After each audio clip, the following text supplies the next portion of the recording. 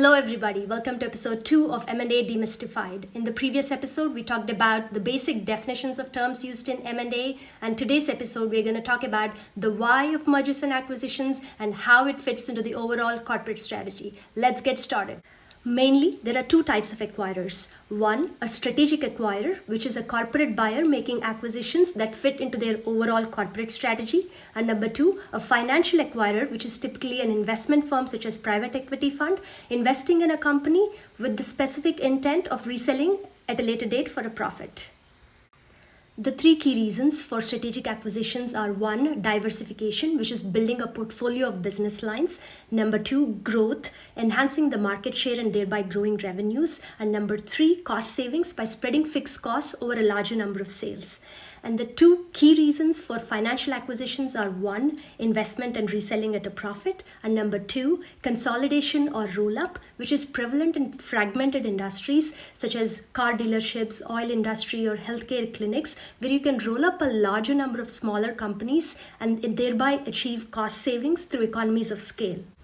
If you look at some of the high-profile acquisitions of 2021, for example, Square's acquisition of Afterpay for $29 billion, it would help in at least two ways. One, adding a new product or service line to their existing portfolio, and number two, growing revenues by cross-selling to each other's customers. Zoom's acquisition of Five9 for $15 billion, which is now terminated, also had a similar strategy.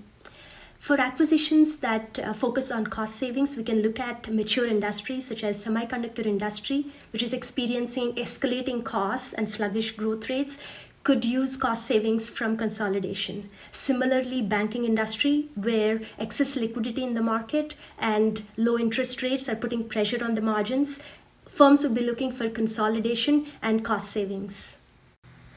While there are many reasons why companies would want to do an M&A, there are several other alternatives that companies should first consider, such as a licensing agreement for a brand or technology by paying certain royalty rate, or R&D partnerships, or supply chain agreements, or even joint ventures before considering a full-fledged merger or an acquisition, as there are several integration risks in combining two companies and trying to achieve the synergies to make it work.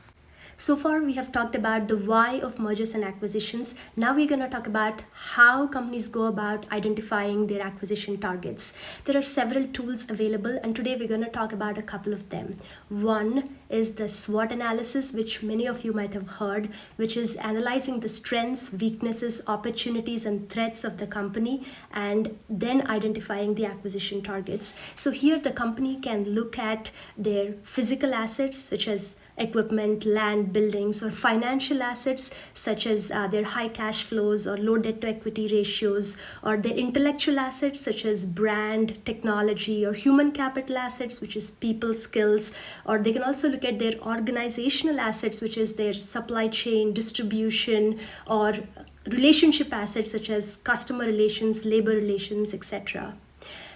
It can also analyze the various threats or risks to its business, such as volatility of earnings, the variance in their business cycles, or regulatory burdens, tax issues, etc., and then identify an acquisition target that would boost or supplement their strengths and corrects or complements their weaknesses. An example of a company that has used acquisition strategy successfully would be Cisco. They not only have a strong suite of technology products, but they have a strong distribution network and go-to-market strategy. They use this. They acquire companies with the latest technology and innovative products, which not only supplements their suite of technology products, but they use their distribution channels to bring these products to their customers very effectively. Another tool that a lot of companies use is called Wheel of Opportunity and Fit chart, where companies look at or focus on targets in three different areas. One is horizontal integration, where you look at your competitors with similar product lines or similar market areas. Number two is vertical integration, where you look at your customers or your suppliers. And number three is diagonal integration, where you look at companies with new businesses or new product lines or operating in new markets. Each of these types of integrations has its own advantages, and the choice of acquisition target depends on the strengths and weaknesses of your company and how it fits into the overall company strategy. A great example of a horizontal acquisition would be that of Marriott's acquisition of Starwood Hotels in 2016. It not only gave them an increased market share, but also pricing power as well as cost saving. A great example of vertical integration would be Apple, which not only designs its own hardware, software, and processors, but also manages its own retail and online stores. By doing this, it has a strong or tight control on quality, time to market, and thereby commands a premium in the market. A great example of a company which has used both horizontal and vertical integration successfully is Sherwin-Williams.